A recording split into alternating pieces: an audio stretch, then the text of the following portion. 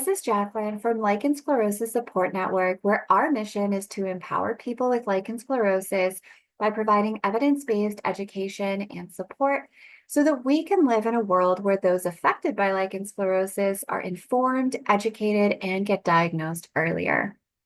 If you find our videos helpful, please consider donating your time or money so that we can continue our LS education and support efforts.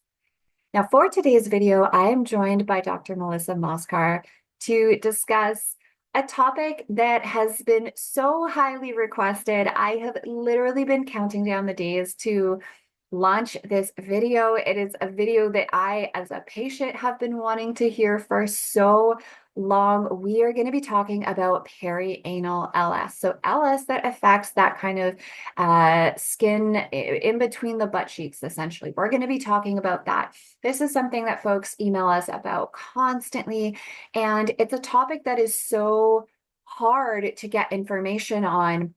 There's a lot of vulvar information on vulvar lichen sclerosus in the medical journals, but it's really hard to get information about perianal LS, and that's why I'm so excited for this video today. This is not one to skip over, whether you are a patient, a clinician. Definitely watch this video. Even if your diagnosis is just vulvar lichen sclerosus, you are going to watch this video. It is full of so much fantastic information. Now, if you are not familiar with Dr. Melissa Mauskar, she's an associate professor at the Department of Dermatology, as well as the Department of Obstetrics and Gynecology at UT Southwestern Medical Center.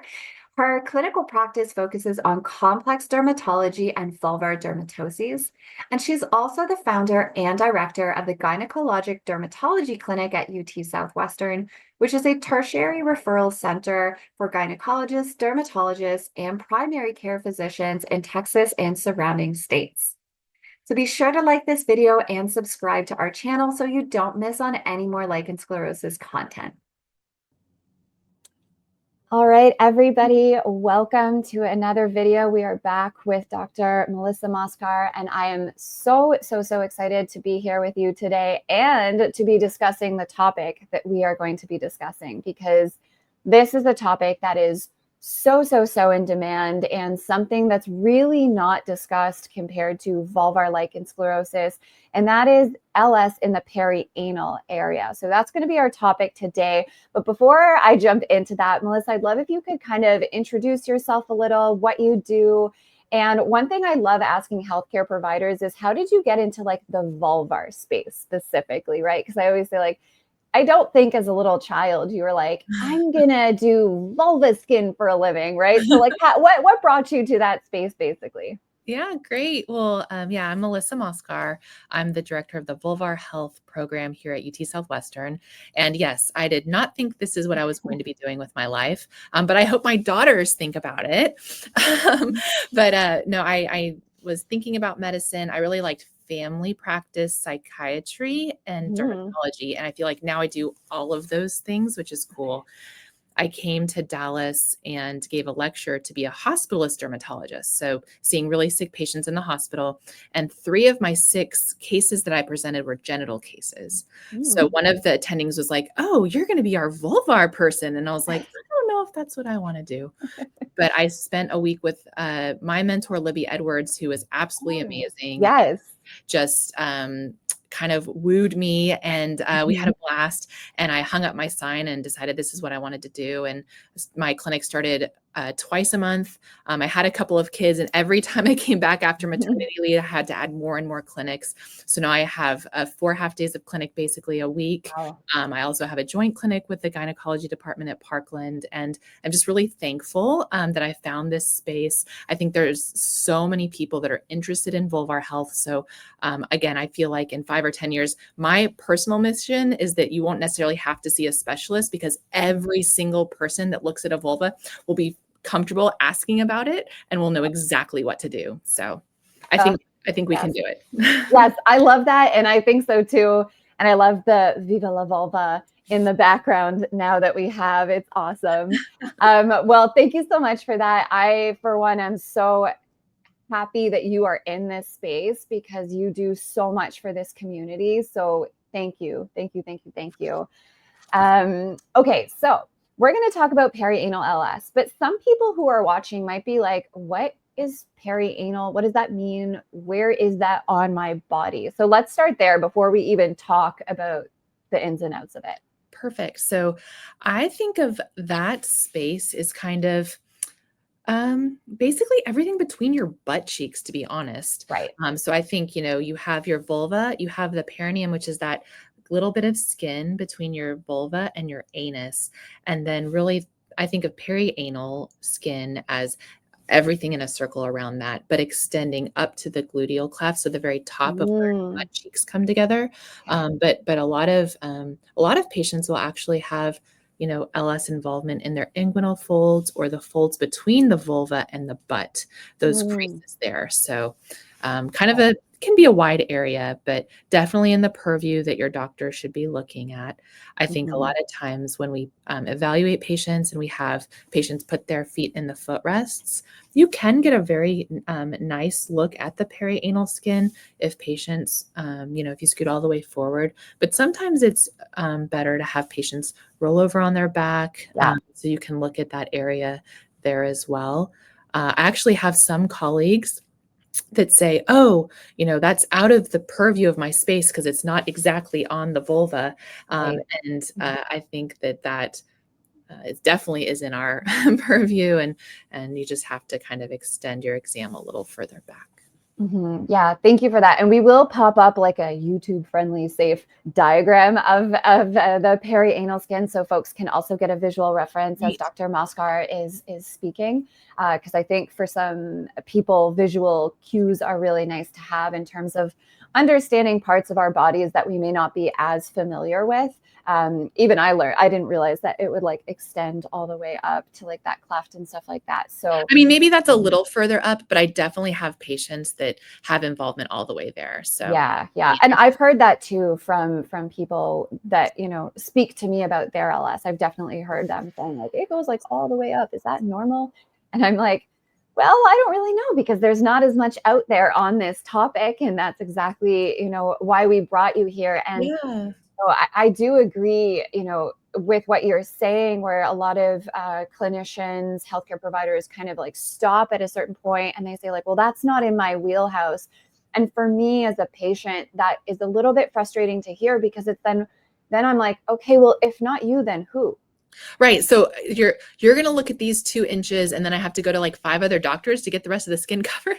Like, so Right? I think if you what I've noticed in some of my patients, for instance, if I'm really focused because I see a lot of their activity on the Mhm. vulva, they'll actually say, "Hey, I actually have some symptoms around my butt Mm, too. Did you get a good look there?" And I actually love that because me if too. I didn't, then I'd be like, you know what? Let's make sure. Like, if you Yeah. have symptoms there and you have a concern, let's talk about it. Hmm. I'll also say that we published a study this year where I went through almost 400 of my patients and looked at different anatomical signs and Yes. involvement of different areas. And 50% of my patients actually have involvement of their perianal skin. Now, only about 20%, I would say, are in that like very severe Hmm. category, but Right. it's still a lot of people that have involvement on their perianal skin. So if you have itching back there, a lot of times people are like, oh, maybe it's hemorrhoids, or maybe it's because I'm dirty and there's some stool back there. So I really need to rub and scrub and get clean. Hmm. But a lot of times, your LS can actually cause that itching there too. So something to keep in mind. Yeah, absolutely. And that's a large percentage of patients. So I think that's quite significant information for folks to be hearing. Let's talk about the symptoms as well as the signs. So clinical signs being things that you, the clinician, might see when you're examining that skin, and then symptoms, things that we might actually be feeling in our bodies. So what are those signs and symptoms?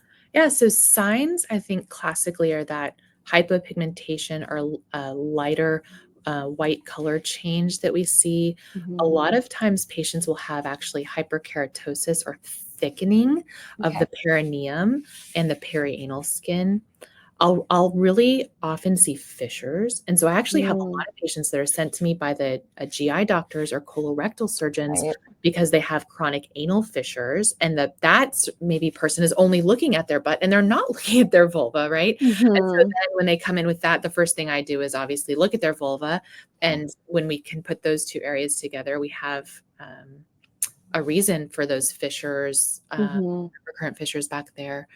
Not ulcerations as Right. often, but it is really common. And I think that a lot of symptoms I hear, as I mentioned, constipation, and that's Mm. actually more common in young kids that have Yes, I read LS. that. Constipation, but itching again is there. Pain with defecation or pooping, especially Hmm. if you have fissures or Right. those linear fissures there too. Hmm. I'm going to come back to the symptoms, but when it comes to the signs, when we talk about vulvar lichen sclerosus, we hear a lot about scarring, architectural changes, fusing. Is there anything like that in the perianal skin? I think some folks, when they hear about this, they get really scared that, maybe like the Mhm. anus might actually like scar over or fuse together, causing them to not be able to poop, essentially. Is that something that can happen there or not so much? I haven't seen that, which Yeah. is good. Yes, But I agree. you can get skin tags sometimes and Ah, yeah, pyramidal protrusions, especially with constipation. right. Now, what can cause that to happen is actually something called mucous membrane pemphigoid. And I Ah, yes. have seen patients, and that's a mimicker of lichen sclerosus. And so Hmm. I have seen patients that have had erosions and can get scarring from that. So I do think that anytime you're doing a vulvar exam, if you have LS, Hmm. be sure to look at your butt too. And if there's anything that you're worried about, just bring it up the next time you're at your doctor's visit. Yeah, 100%. So, what's interesting to me with respect to the symptoms is that, and you alluded to this a few minutes ago, is that there's a lot of similarities between like having hemorrhoids and like anybody can get anal fissures, right? It's not exclusive to lichen sclerosus. And so I think what's confusing as a patient, but also for some healthcare providers, is that those symptoms are so similar. And so I guess if we're trying to figure out if, let's just use me, for example, right? Like, do I have anal fissures, just regular anal fissures? Do I have hemorrhoids or do I have perianal LS? Um, Going about figuring out which of those I have. And technically I could have hemorrhoids and LS or something like that, right? Like that, those two can co-occur, but is really just having a clinician look for those clinical signs the only way to kind of differentiate, or is there another way to kind of know what's going on and which is which? Yeah, I think you have to use all your context clues. And I still think it can be incredibly challenging. So I Mm-hmm. think I have some people, just like, we have some patients that only get little knife cut, or not knife cut, but little like paper cut like Yeah. fissures. And that maybe is their only sign of LS. And we're seeing them as a 30 or 40-year-old. And Mm-hmm. to try to prevent downstream changes from happening, I put them on maintenance topical steroids or something Okay. to do that. I think with perianal skin, it's really hard because Mm-hmm. you don't see that white color change, Right. and you don't notice any vulvar involvement, and you look at the rest of their skin, and there's because about 11% of people can have extragenital LS, Mm-hmm. and that I don't include the perianal skin in that extragenital No, LS. me neither. And so I think that 11% can have it other places on their body, so we Mm-hmm. look there too. But it can be incredibly challenging. I don't disagree. I think Yeah. that you can have hemorrhoids by yourself, by themselves. You can get anal fissures, especially if you have a lot of constipation. Mm-hmm. I think that I ask for other symptoms, like we said, constipation, Right. problems with stooling, and then sometimes, just like we do pelvic floor physical therapy Mm-hmm. for vulvar and vaginal concerns, there's also pelvic floor PTs for pooping Absolutely. problems and fissures. Mm-hmm. Yep. And so, sometimes you can get anal fissures from a lot of reasons, and so seeing some of those other care providers can sometimes Mm-hmm. help and hopefully identify, if there's another cause of them, we can work on that too. But it's a journey, and hopefully, finding a supportive care provider Mm-hmm. to help you through that journey is beneficial. Oh yeah, 100%. When we talk about diagnosis, is this mostly clinical? Do you ever do biopsies in that area? When might a biopsy be merited? Yeah, I think majority of the time I'm diagnosing this clinically, Yeah. I look for texture change, so that Mhm. like epidermal fine wrinkling, atrophy. I think that doing a biopsy is fine too. So Mhm. I mean, I think that you know, some people need a biopsy, Right. or their providers want a little bit more information. And I Mhm. think that before you go down a treatment road, sometimes it's nice to have all of that Yeah. information. What's frustrating with biopsies in all of these areas is they don't always, it's not like a blood test or, an answer of a math problem. It doesn't always Mhm. give us Yeah. exactly the right answer. We have to correlate it with what we're seeing and talk to Mhm. patients. But I do think it can be helpful. Yeah. Okay, perfect. So let's say you have a patient, you're confident there's perianal involvement. What does treatment look like typically? Or like what's the kind of gold standard for that? Yeah, I think that it's really patient dependent and Yeah. depending on the signs of disease I'm seeing. Mhm. So personally, if I see someone with hyperkeratotic disease, those that thickening Yeah. in the perianal skin, or I see erosions, I'll put them on twice daily ultra potent topical steroids, and I'll see them back in 4 or 6 weeks. Okay. For a large majority of people, when I see them back, they're 80% better. Sometimes they're only 40 to 50% better. And those are the people that we need to treat a little bit longer. Yeah. Some patients really need to be on twice daily for 3 to 4 months. Wow. And Okay. if they have thickening back there, then they're not going to get side effects if they use the right amount in the right Yeah. place. The side effects I tell them is that we, prevent these clinical signs from making our lives Mhm. worse. Yeah. I'll also say that with all topical steroids, people are always worried if I put it on, am I going to wipe it right off when I go to the Right. bathroom? Right. And after about 10 or 15 minutes, it is absorbed. So it's okay. You don't have to keep applying it after you go to the bathroom. Mhm. I also think that, if patients have a lot of diarrhea Mm. and they're going to the bathroom and having stools, say like six Yeah. times a day, lichen sclerosus likes to develop in areas of trauma. And so the more wiping you have, Right. and problems Interesting. with that, sometimes the worse the LS can get. Okay. So adding barrier creams can be incredibly helpful to protect the skin, and just sometimes adding water to clean instead of Mhm. Yeah. wiping. But it can be a really tricky area. It's really frustrating, and I'm sure It it's very is. frustrating. Even if I'm talking about it, and I know we have things we can do, it's just like, man, that lived Mhm. experience is really hard. Yeah, it absolutely is. So, okay, so more aggressive up front if you're seeing the hyperkeratotic Mhm. thick skin. What if you see someone who's more atrophied or someone who might have a milder case where there's some fissuring, but no like thick patches of skin or anything like that? What's the treatment look like typically for something like that? Is it Yes. still ultra potent, just less aggressive? Yeah, and so if I see, texture change, color change, then I'm kind of doing that once daily for, 4 weeks, Hmm. and then tapering down to 2 to 3 times a week for their Right. maintenance. Again, if there's fissures, I definitely want to make sure I'm adding in some of those barrier creams to help those Okay. heal too. Um, but it's kind of fine tuning, and so I try to Mhm. see patients back after that initial period, kind of in the 3 month point, and then again in the 6 month point. And whenever we transition them to maintenance, I kind of want to make sure that I'm seeing them initially every 6 months. And generally, we can extend it out to once a year, Right. as long as someone that cares about you and your vulva or perianal skin, is Hmm. paying attention to things. Yeah. When we talk about applying these steroids, a lot of people ask, where am I supposed to be putting it? So, like the area that you initially described, are you literally putting it all over? People want to know also, like, do you put it directly on like the anal kind of opening? Like, where does it go? And like, are there like no zones where we shouldn't be putting it? Yeah, that's a great question. I don't think I would never have patients like stick their finger inside their butt in their Right. rectum Yeah. with the steroid. Now, we do use topical steroids to treat hemorrhoids. And so actually, a lot of the hydrocortisone suppositories we use for lichen planus or other things, they're made for hemorrhoids. They're called Anusol is the name brand. Yeah. The hydrocortisone suppositories can go inside the butt. But for LS, it's typically right around the opening to your anus. Okay. And, I think it's really important the first time you put on the medicine is to actually, try to take a look there. And it can be a hard area to visualize. And so I normally have patients either lay down on their bed or on the floor of the bathroom with some pillows behind their back. And I think you guys actually have lots of videos on this too Yeah.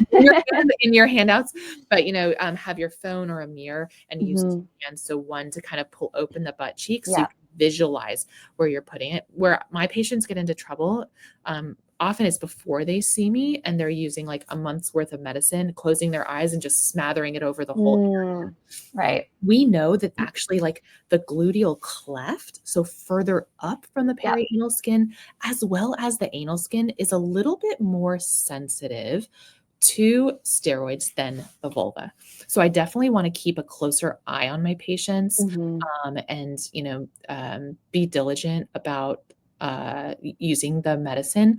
For me, if it's just perianal involvement, say that extends like an inch or an inch and a half around your actual anus, I think that lentil size amount is more than enough to cover that whole area, that just like half of a pea. Yeah. Perfect. Yeah, because there's a lot of questions about that. And I think that's like super fair, right? Like, do I put it on the actual like opening or do I put it everywhere? It's really looking for those signs. Yeah, so that makes a lot of sense. And of course, a good healthcare provider would explain and ideally show you on your body or on a diagram where you should be using it. And again, what we will do is we will pop an image up and kind of use like a little digital highlighter to kind of show some of those areas for people that want more of a visual cue. I'm curious to know, if you have vulvar lichen sclerosus, like say I have my vulvar LS disease diagnosed, does that necessarily mean I have it or will get it in the perianal area? Or could you just have VLS without perianal involvement? Or like vice versa, can you just have it in the perianal area, but not have it in the vulvar area? Yes. So I definitely have patients that have it one place, both place, or just in the perianal skin. I do not think that's uncommon. And we don't yet know why people develop certain things in certain places. Like I don't know why some people initially get it on their clitoral unit and other people start at the interlabial sulcus. It's really interesting, but I hope that, over the next several years, we'll be able to kind of tease apart that. Yeah, because I think that would be really interesting. And that's definitely a question that people ask a lot. And in that kind of same vein, some people wonder, okay, so I have it in the vulva. Maybe I could get it in the perianal, but maybe not. Should I maybe just put some steroids back there anyway, in case? Like, is kind of preventative care recommended, or should you really wait until a clinician says like, yes, there's perianal involvement? Gosh, that's a really good question. And trying to think of what I would do in that case, because this comes up all the time. Yeah. And I am almost always drawing around their vulva, so say you have it like mostly on your clitoris and the anterior part of your vulva. I will still draw around the whole vulvar area and say, okay, even though you don't have it here, let's have you use your steroid 2 to 3 times a week. I think that if you've never had it in your perianal skin and you talk to your provider about it, I mean, I don't think once a week is going to hurt anything. Right. But we really don't have the data or the studies, to know or to predict who's going to get there. And I would almost say that it's probably good to, talk to your doctor about it and just see like in a case by case basis what would be good. But I hope we have more data to know. Yeah, that's kind of why I asked, because I've never seen that stuff in any papers. And I think, despite that lack of data, It is a really good question, right? Yes. And something Yeah. that we would want to explore, because if it is the case that putting it there can kind of nip things in the bud a little bit and make it such that the perianal skin never progresses to like a severe category. Yeah. Like if I knew that and there was data supporting that, I'd be like, okay, Yeah, no, and I even straight wonder into if it maintenance. has like, if we looked at people's like, you know, and because I don't ask this to my patients all the time, like, how many times are you having bowel Right, movements? You right. know, how long are you spending wiping or cleaning or scrubbing? And is Mhm. there something that would predict if you get it back there that we could intervene and prevent it from I happening? love that. So I feel like there's all so many, one good question always sparks 10 additional ones, so Right. And I think what's exciting is that like there's just so many research questions in this discussion already. And like you, I'm very hopeful with like the next 10 years. I think we're going to be in a very, very different place. And that makes me very excited. Let's talk management for a little bit. Now, we mentioned like PT and barrier creams, but let's dive into that a little bit more deeply. So steroids is the main treatment. Now, obviously, with any treatment, same with vulvar lichen sclerosus, there are kind of management things that we can do to make our quality of life better, to reduce symptoms. What are some of those things? Are there anything you would add in addition to, cleaning with water, i.e., a peri bottle or bidet, PT, anything else we might be wanting to consider? um I think that if you're having I think a lot of people sweat a lot. I mean, maybe it's because 'cause I'm in Texas. Yeah. In No, in yeah, well, Texas in Texas, it's true. frequently, like, over 100 degrees, like, all summer. Yeah. So, a lot of people end up getting intertrigo or just this rash where your skin kind of rubs Mm, together, and then in those areas, you can also develop lichen sclerosus. And so in right. the summertime, I'm almost always recommending some sort of barrier cream, and there's Okay. so many different ones out there. I really like ones with 40% zinc oxide, of which there's Mm, like 3 branded ones that you can look at. right. But I do think doing that at least once a week to prevent any rashes from developing, whether it's intertrigo that then maybe develops into LS. Right. Um, but I think sweat, urine, obviously, or if you're having loose stools. But if you're noticing that like you get that rash when your skin rubs together, that's Mhm. just another thing that I add for my patients, specifically for like that perianal skin. Yeah, I think sweating in that area is just such a common thing, just Yeah. based on anatomy, right? Yes. And like, or Especially even down if your it's back, not. it, like, pools and, like, drips down Mhm. the butt crack. I mean, it's super common, and I will say, like, there's lots of things we can do to help if you are sweating too much. So, in Mm, dermatology, there's pills, there's wipes, right.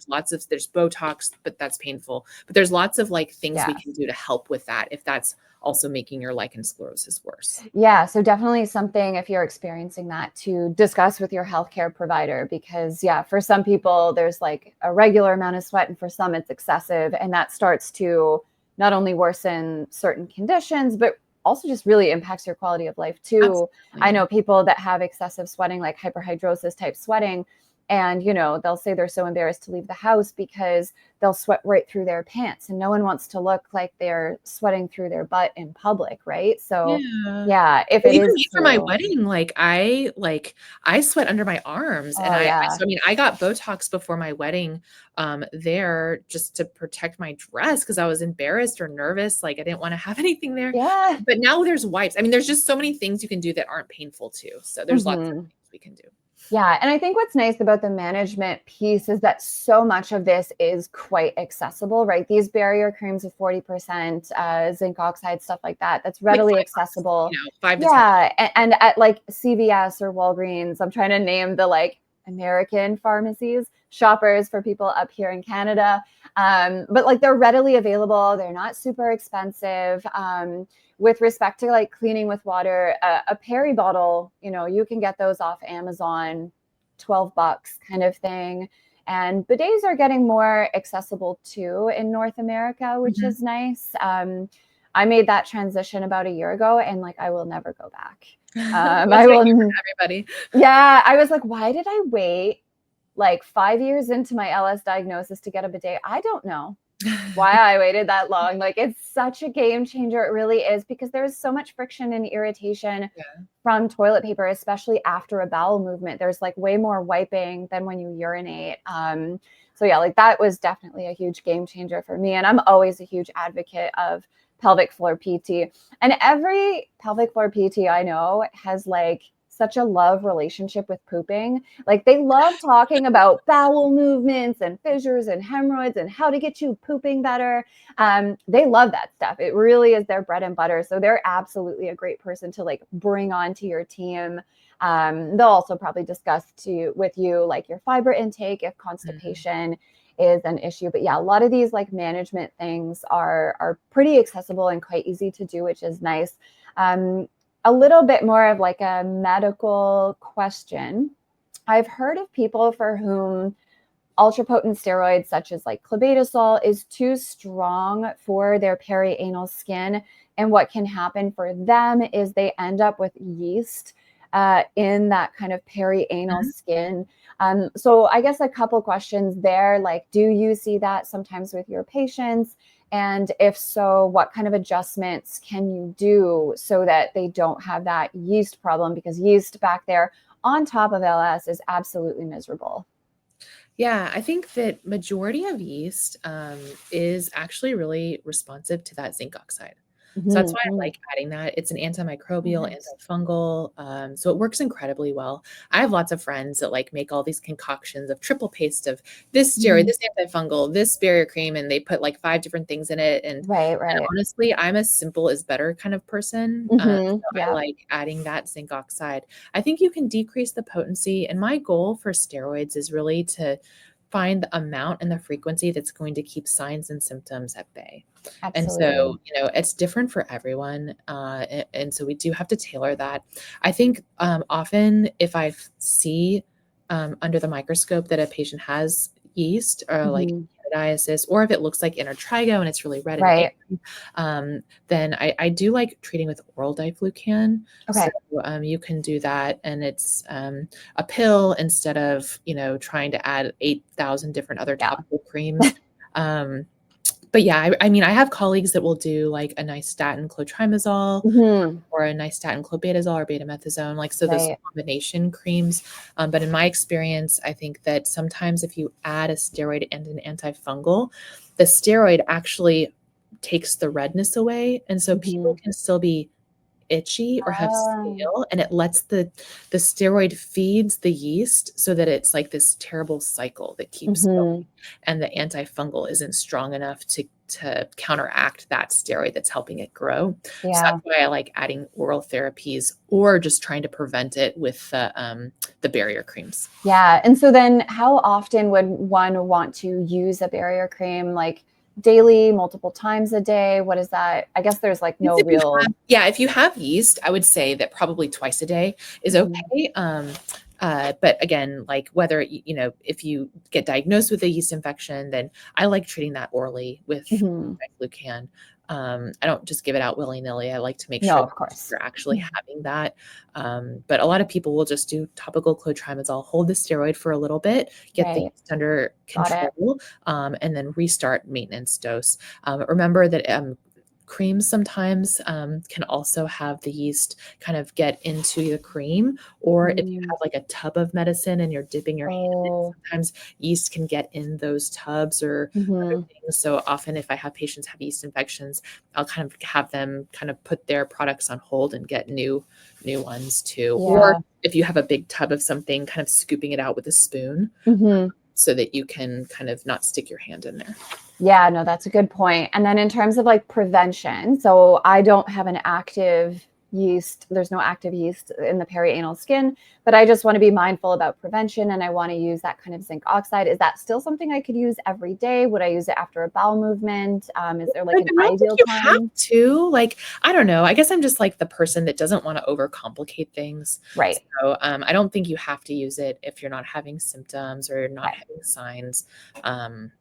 I mean, I feel like some people come in and they have like 12-step routines, and I feel like I wish I could just write a prescription for, I don't know, a vacation or, I wish we had a magic thing that would take care of everything. For me, actually, that is the zinc. That's what my residents tell me. Like a one-trick pony and give everyone that zinc oxide.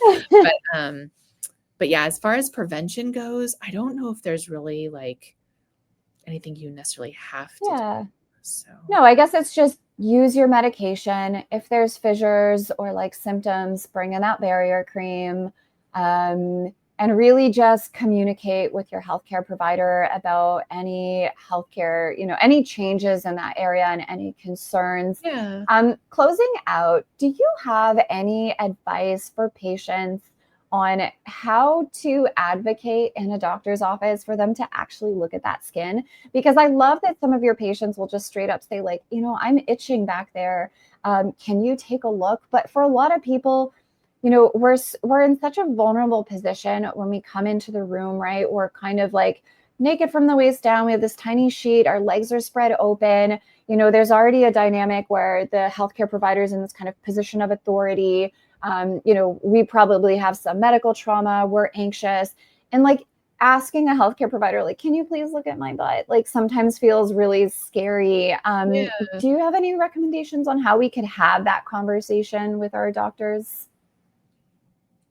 Yeah, that's a really good question. I think that what I think could be really helpful is just even before a doctor gets you in that position, Mm-hmm. just to share any symptoms that you're having. And Right. so that way, when you have, so you're in control of that information, right? And so, Mm-hmm. oh, how are you doing today? Oh, I'm doing okay. Are you using your medicine? Yes, I'm using it, but I generally feel well, but I've noticed a new symptoms in my perianal skin. I just want to make sure that we, um, you know, take a good look. I'm trying to see Mm-hmm. how I feel like I'm maybe a little bit more casual with my Yeah. patients, which I really enjoy I having that. was going to say, even the way you like described it in the beginning, I was like, oh man, if I was your patient, I'd just straight up ask you to look. I wouldn't even be nervous. I wouldn't even like stress about it. I'd be like, great. Okay, let's go. But I Um, know that there's different, and so I'm just trying to like put myself in that position where I do yeah. think that when you're in control of that information flow, and that best comes like at the very beginning of the visit. Yeah, So it's I do, true. but I think during your first visit with any provider, like even I'm like so nervous when I go to the doctor's offices. Like I Yeah. am so incredibly nervous. So And I you're a totally, doctor, right? So like we're it's the worst so patient. normal. It is. I I've feel like heard that. Yeah. everyone, I feel like just is nervous because, Mm-hmm. and again, it's not right now, I don't have symptoms right there, but just Mm-hmm. any other thing that pops in your mind that we're worried about, And so I Mm-hmm. think that is at the beginning of the visit, like where you are able to control that conversation. And just even all my patients get either written instructions or, their visit notes, because when Mm-hmm. I go to the doctor, everything they say just goes out my ear. Oh And yeah, so 100%. even like when I come to the doctor, like just writing down either on your phone or something that Mm-hmm. you can remember what you talked about. Because a lot of times when I go to my doctor, I'm like, oh no, I'm fine. And then I leave and I'm like, oh my gosh, how Yes. did I forget about Yeah. that?